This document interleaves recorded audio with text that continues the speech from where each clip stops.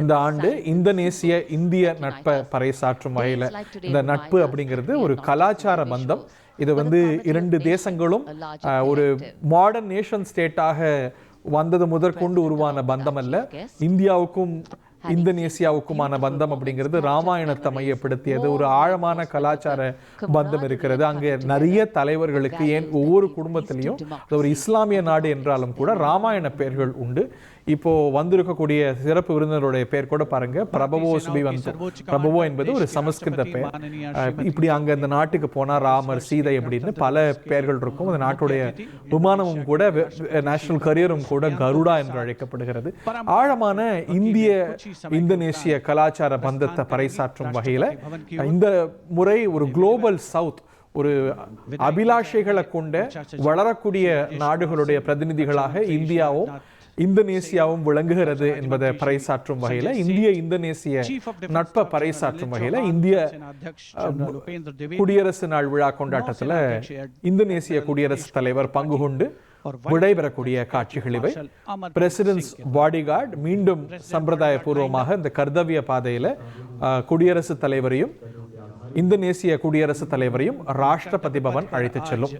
முன்னும் பின்னும் குடியரசுத் தலைவருடைய பாதுகாப்பு படை அணிவகுக்க இந்த பிரசிடென்ட்ஸ் பகி, இந்த தேர், இந்த ஒரு பழமையான தேரானது கடந்த ஆண்டு முதல் தன்னுடைய சேவையை மீண்டும் தொடக்கி இருக்கிறது. 1984 வரைக்கும் குடியரசுத் தலைவர்கள் இந்த தேர்ல தான் வந்தாங்க. ஆனா இந்த முறை இந்த சேரட் வாகனம் பயன்படுத்தக்கூடிய முறை அப்படிங்கிறது ஏனோ 84 இது ஒரு பிரிட்டிஷ் காலத்து மரபு அப்படின்னு கைவிடப்பட்டது. இது நம்மகிட்ட இருக்கக்கூடிய பொக்கிஷம் தானே என்று இந்த தேர்லேயே, இந்த சேரட் வாகனத்திலேயே மீண்டும் அந்த மரபை தொடரலாம் அப்படின்னு கடந்த ஆண்டு முதற்கொண்டு குடியரசுத் தலைவர் பிரயாணிக்கிறார். அந்த மரபு போன ஆண்டு தொடங்கப்பட்ட மரபு, மீட்டெடுக்கப்பட்ட மரபு இந்த முறையும் தொடர்கிறது.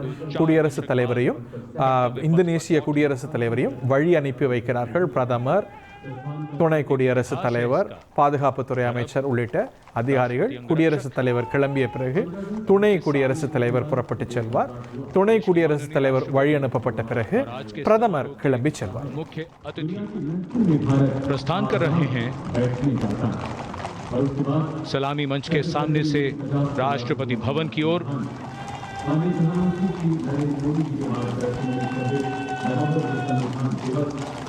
यहाँ दीर्घाओं में பாதையானது ராஜபாதை, ராஜபாட்டை என்றுதான் அழைக்கப்பட்டது. கிங்ஸ் வே என்று அழைக்கப்பட்டது. அதாவது பிரிட்டன் மன்னரை குறிக்கும் வகையில், ஐக்கிய ராஜ்யத்துடைய மன்னரை குறிக்கும் வகையில் அவருடைய பேர்ல கிங்ஸ் வே என்று அழைக்கப்பட்டது. சுதந்திரம் அடைந்த பிறகும் கூட இது ராஜ்பாத், கிங்ஸ் வே என்பது ராஜ்பாத் என்று அழைக்கப்பட்டது.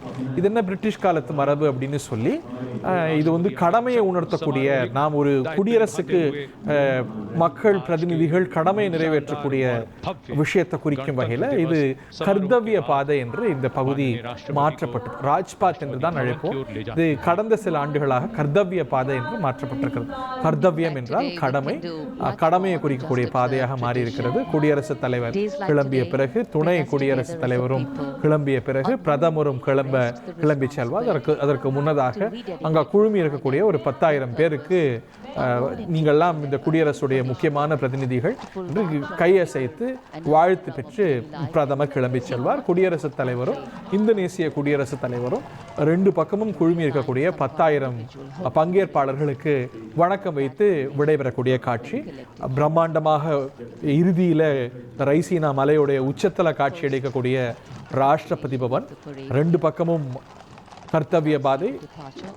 குடியரசு துணைத் தலைவர் விடைபெறுகிறார். அவர்களை தொடர்ந்து பிரதமரும் விடைபெறுவார். அங்கே குழுமி இருக்கக்கூடிய மக்களுக்கெல்லாம் வணக்கமும் வாழ்த்தும் வைத்து.